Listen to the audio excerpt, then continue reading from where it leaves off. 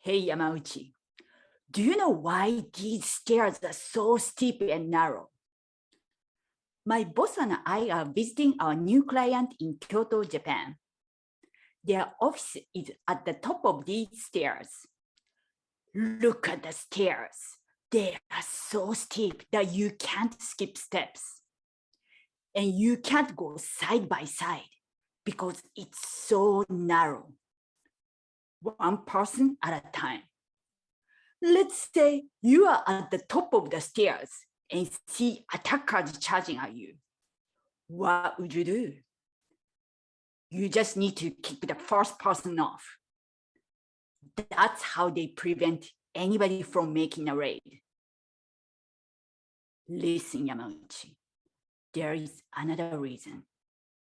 The stairs are so narrow that you can't take out a samurai sword. You can't even move such a big knife because it's a confined space. It's one of the ways to protect their territory and minimize the damage.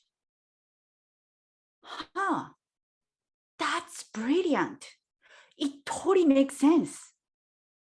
Wait, who carries a samurai sword? Yakuza? Japanese Mafia? Some people say that Yakuza does nothing good to society, but I disagree. Because I was saved by Yakuza once. After graduating from high school, I started living alone in Osaka. One day, somebody knocks on my door. He's young, probably in his late 20s. He says he sells futons. Oh, I don't need a new futon. I'm happy with what I have. No, thank you. But he keeps talking. Then he asks for a glass of water. Oh, I'm sorry. How rude I am. Please come in and have some tea. He can carry a conversation with a college kid. He's fun. But 30 minutes later, I start feeling bored. So I tell him I need to go. But he keeps talking. An hour passed. I start feeling annoyed. So I tell him I really need to go. But he keeps talking. 4 hours later, I'm serious, 4 hours. I'm exhausted. My head is pounding. I just want him to leave.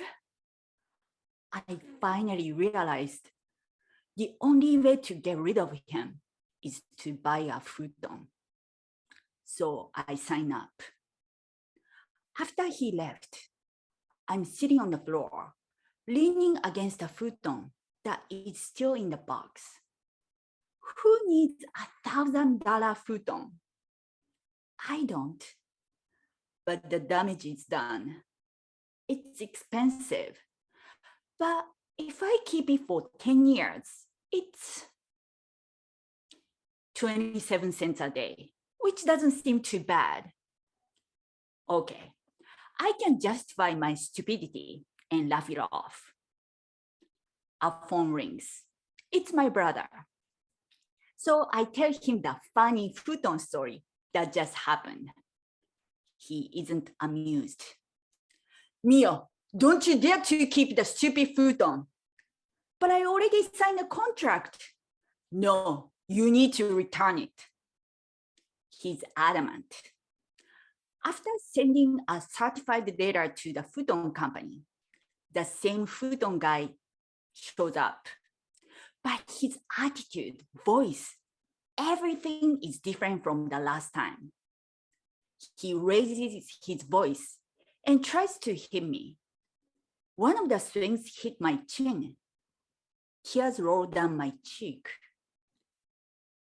He was satisfied with my tears and left without the futon. Next day, my brother calls. Miyo, be ready. They're gonna pick up the futon tomorrow. No, I don't wanna deal with them anymore. No worries. Now you are untouchable. Untouchable? What do you mean? Miyo, do you remember Mr. G from the yakitori restaurant? He used to be Yakuza, and he took care of it. Mr. G, the owner of the restaurant? He was Yakuza? That's so cool. Next day, the same futon guy showed up. But he wasn't a scary guy anymore. He was polite. He apologized, picked up the futon, and left in a minute. And the money was back to my bank account instantly. Wow. It's over. Just like that? What happened to the futon guy? His attitude was night and day. Did Mr. G torture him? If he did, I think it's only fair. I have to thank Mr. G.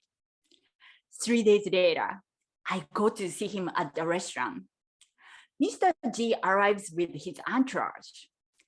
2 guys stationed at the entrance, keeping their eyes on the surroundings.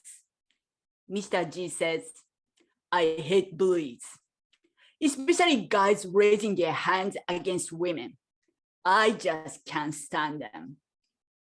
On my way here, I saw a guy hitting a woman. So I dragged him out of the car and beat the crap out of him. He laughs cheerfully, like a kid telling the funniest joke. So, Mr. G, what did you do to the futon guy? Oh, that slime ball?